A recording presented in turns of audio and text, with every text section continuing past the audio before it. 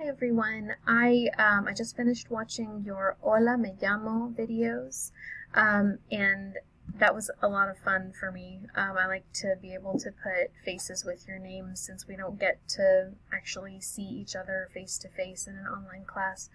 So I really enjoyed watching your videos, and you guys did a great job.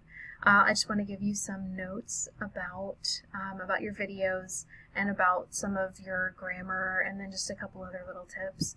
So first of all, to say my name is, some people said me llamo es. That is not quite right, okay? What you want to say instead is me llamo or yo me llamo. For example, yo me llamo Samantha up here.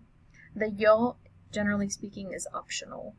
So either of those, yo me llamo or me llamo Samantha, those are fine. The verb llamarse, just by itself, means to call oneself or to be called.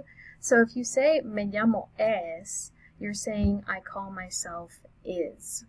And I don't think that's anybody's name. So you want to just use me llamo and then your name.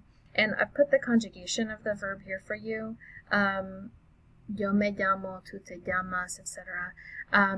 Reflexive verbs are a featured topic in chapter 2, but I wanted to point out how this verb works in particular because you need it to be able to introduce yourselves, which was the point of the Hola, me llamo activity.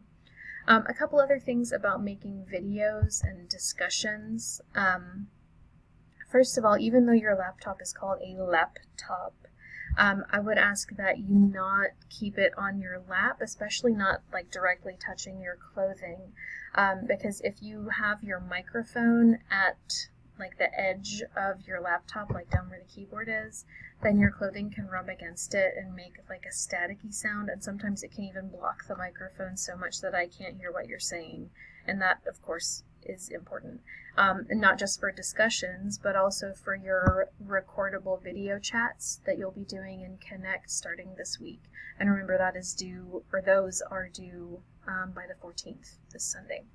And one other thing, when you want to insert media, whether it be videos or photos, or if you want to insert a hyperlink, instead of just copying and pasting or like uploading a file to your discussion post, you want to use these buttons at the top left side of that field where you add content, like where you type.